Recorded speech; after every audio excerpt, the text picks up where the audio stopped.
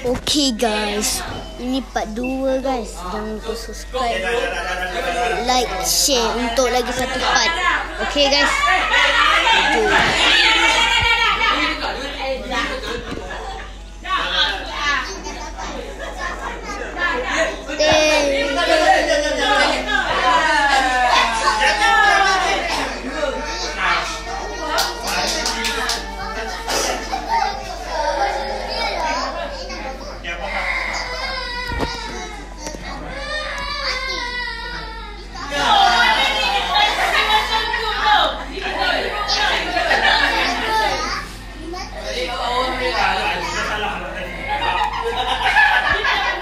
Oh, aku nak join kawan aku lah guys.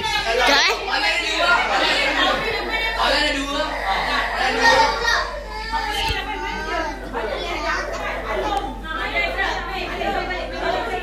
Oh, tak ada lah.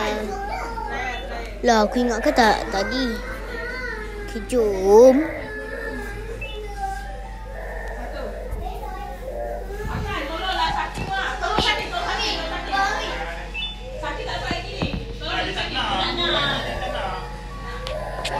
Okay guys, kita dah masuk guys.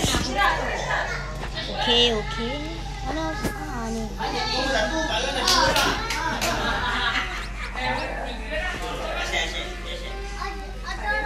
Bambu. Lah, baru 2 jam. Jadi tadi aku ikut video part 1 2 jam. Baru faham. Nak pergi tengok kat seat.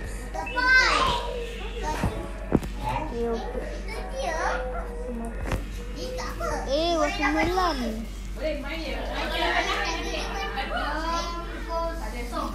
Tu je. Packernya semua orang kan. Panjangnya. 10 minit lagi nak naik event. Korang tahu tak? Aku ada berapa mulit apa Luna Points. 29 untuk dapatkan ni.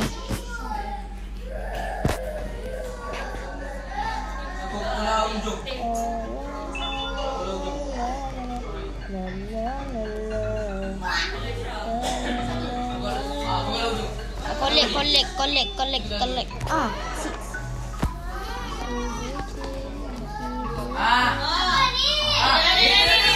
Bambu, yes, bambu.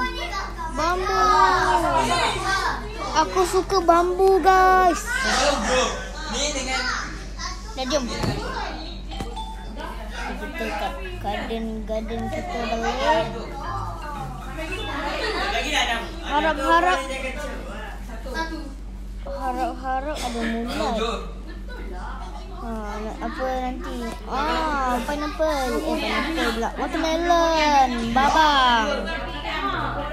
Okey. Collect lah. Okey. Collect.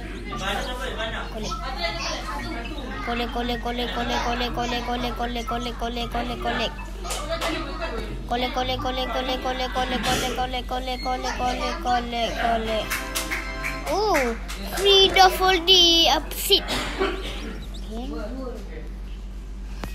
Kau dengar aku ni soccer player dari Bulldog tau. Epal.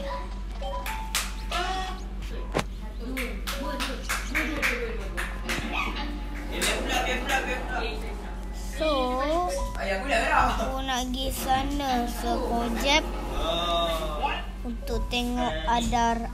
Ui, orang punya garden ni penuh dengan mango.